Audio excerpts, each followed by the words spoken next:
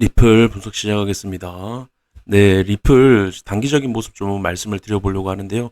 일단 리플 단기적인 모습, 채널에 대한 하락 패턴 형성이 되어 있다고 말씀을 드렸습니다. 이 하락 패턴은 제가 중요하게 중장기 추세선에서 저항을 강하게 받으면서 만들어진 하락 패턴이라고 말씀을 드렸고요. 결국에는 이런 하락 패턴을 채널 하단부를 깨는 그림이 나온다. 그렇게 해서 지금 채널 하단부에 대한 이탈이 나오고 하락분이 나온 이후에 반등이 나오고 있는 상태입니다. 그래서 제가 이 반등에 대해서 좀 말씀을 드려보려고 하는데요.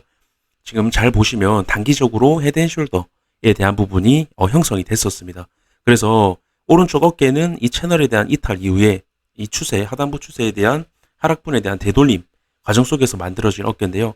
그 어깨가 만들어지고 넥라인 이탈 이후에 해당 넥라인 부분까지 되돌림이 나온 상태입니다.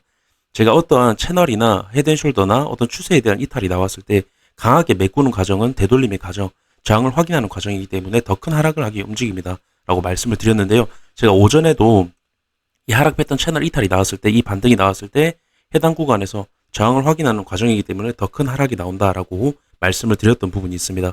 그래서 저는 지금 단기 헤드앤숄더에 대한 넥라인에 대한 반등으로 되돌림의 과정으로 보고 있다는 겁니다. 그렇게 좀 말씀을 드리고 싶고요.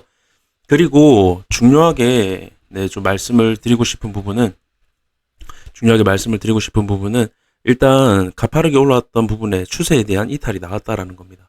추세에 대한 이탈이 나왔다라는 건 결국에는 상승 추세가 깨졌다라는 거고, 상승 추세가 깨지면 상승에 대한 기울기가 감소를 하면서 하락 추세로 전환 이후에 다시 자리를 잡고 상승을 추세를 만든 경우가 많습니다.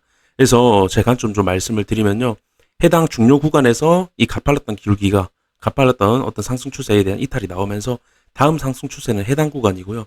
보통 어떤 그림이 나오는지 제가 설명을 드리면 추세 이탈을 시킨 이후에 그 추세에 대한 되돌림을 주고 다시 하락을 만들면서 하락 추세로 전환 이후에 다시 상승 추세를 만드는 경우가 많습니다. 그래서 제 관점은 이 다음 상승 추세에 대한 이탈이 나와서 0.57달러까지 하락 이후에 어떤 단기 반등에 대한 가능성을 볼 수 있지 않을까, 그렇게 좀 보고 있습니다. 이렇게 좀 단기적인 부분 좀 말씀을 드리고 싶고요. 그래서 일단 제 관점은 단기적인 부분, 헤드앤숄더에 대한 넥라인에 대한 반등으로 보고 있고요. 결국에는 해당 추세에 대한 이탈을 위한 반등의 과정으로 보고 있습니다. 그래서 해당 기울기, 감소가 됐던 기울기에 대한 이탈이 나와서 해당 구간 추세에 대한 지지 여부를 확인한 이후에 해당 추세 부근에 대한 저항을 확인하러 가지 않을까, 그렇게 좀 단기적인 부분 보고 있습니다.